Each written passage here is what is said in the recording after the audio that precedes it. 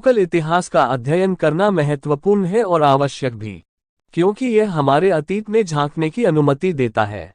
बदले में हमें हमारे वर्तमान को समझने व इसमें सुधार करने की अनुमति भी देता है। उत्सुकतावश फर्रुखाबाद के इतिहास के बारे में जानने समझने की कोशिश शुरू की।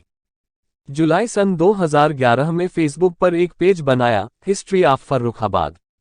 हमारा सफर कन्नौज, हरदोई, मैनपुरी व glimpses of Indian history a site के अंतर्गत विश्व में शेष बचे हिंदू स्थलों आदि जगहों पर पहुंच चुका है।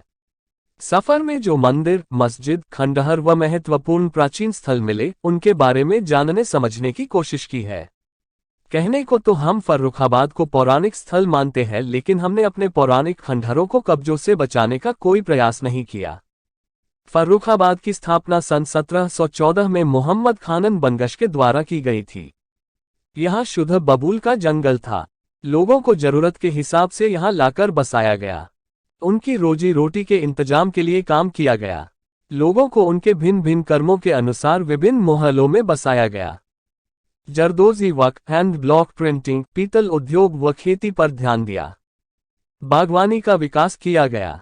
इस सूझबूझ के परिणाम स्वरूप यहाँ सिल्क प्रिंटिंग, जरदोजी वर्क, आलू व तंबाकू की खेती से लगभग संपूर्ण आबादी अच्छे से अपनी रोजी रोटी कमा रही थी।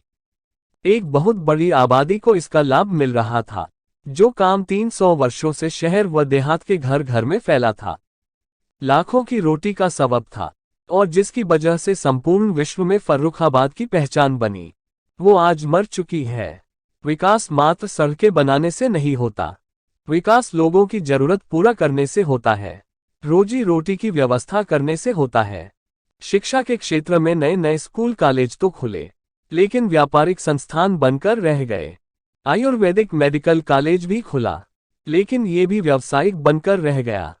हेल्थ के क्षेत्र में प्राइवेट हॉस्पिटलों की संख्या काफी बढ़ी है, लेकिन आम आदमी की हैसियत के पार। आलू की खेती की स्थिति भयावह थी।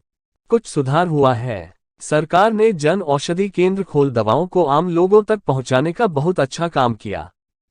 5 लाख तक के इलाज के लिए स्वास्थ्य कार्ड तो बने, लेकिन इसका लाभ अधिकतर अमीरों के हिस्से में गया। रेलवे में फर्रुखाबाद को जो चाहिए था मिला, लेकिन टिकटों के दाम आम जन के लिए बहुत महंगे साबित हुए। पिछले 10 वर्षों के अध्ययन के बाद अगर कोई मुझसे पूछे क्या फर्रुखाबाद का विकास हुआ, मेरा उत्तर है कोई खास नहीं। जरदोजी वर्क व प्रिंटिंग जैसे लघु उद्योगों को विस्थापित होने देना गलत निर्णय था। यह फर्रुखाबाद को बर्बाद करने वाला कदम था। कोरोना काल की दैवीय कुदृष्टि से बर्बादी के बाद व्यापार अपनी पुरानी रफ्तार लगभग पकड़ने वाला था कि फर्रुखाबाद में मास्टर प्लान का झोंका आ गया। नतीजा कुछ कहने की जरूरत नहीं है, सब सामने है। आज व्यापार तहस नहस हो चुका है। लगभग 40% लोग अपना धंधा खो चुके हैं। मॉल कल्चर के आने से छोटा हो या बड़ा सभी बेतहाशा प्रभावित हुए हैं। वैसे भी फर्रुखाबाद का बाजार खेती पर निर्भर है। फसल में रौनक है तो बाजार में भी रौनक है। अन्यथा अगर इस वर्ष आलू के भाव सही नहीं मिलते तो यहाँ यूक्रेन जैसी तबाही देखने को मिलती। पूंजीवादी व्यवस्था ने बाजार छिन्न भिन्न किया है। विकास हुआ है लेकिन धन न सेठों का। आम आदमी को उसकी फिक्र के लिए छुट्टा छोड़ दिया गया है। कोरोना काल में ऑनलाइन विचार सामने आया, जो शिक्षा, दफ्तरों व सरकारी सेवाओं में बहुत उपयोगी साबित हुआ। लेकिन ऑनलाइन व्यवसाय ने देश में छोटे दुकानदारों को सपाट कर दिया है। कन्नौज में इत्र उद्योग भी समाप्त हो जाता यदि उन्होंने सरकारी दबाव में आकर उत्पादन की नई तकनीक लागू कर दी होती। काफी जोर व दबाव के बावजूद कन्नौज का इत्र उद्योग अपनी पुरानी उत्पादन तकनीक जारी रखे हुए है। कन्नौज का इत्र उद्योग आज भी अपने चरम पर है। अंत में हम कह सकते हैं कि पूंजीवादी आर्थिक व्यवस्था ने आम जन का जीना दूभर कर दिया है। खर्चे बेतहाशा बढ़े हैं, आय कम हुई है, लोगों की खरीद शक्ति बहुत कम हो गई है। देश की पूंजी कारपोरेट्स के हाथों सिमट रही है। आम आदमी को गुलामी के बल जीने को छोड़ दिया गया है। फर्रुखाबाद कृषि प्रधान जिला है। सरकार की सुध कृषि क्षेत्र में होनी चाहिए। फर्रुखाबाद को कृषि सुधार के लिए कृषि विश्वविद्यालय की अत्यंत आवश्यकता है।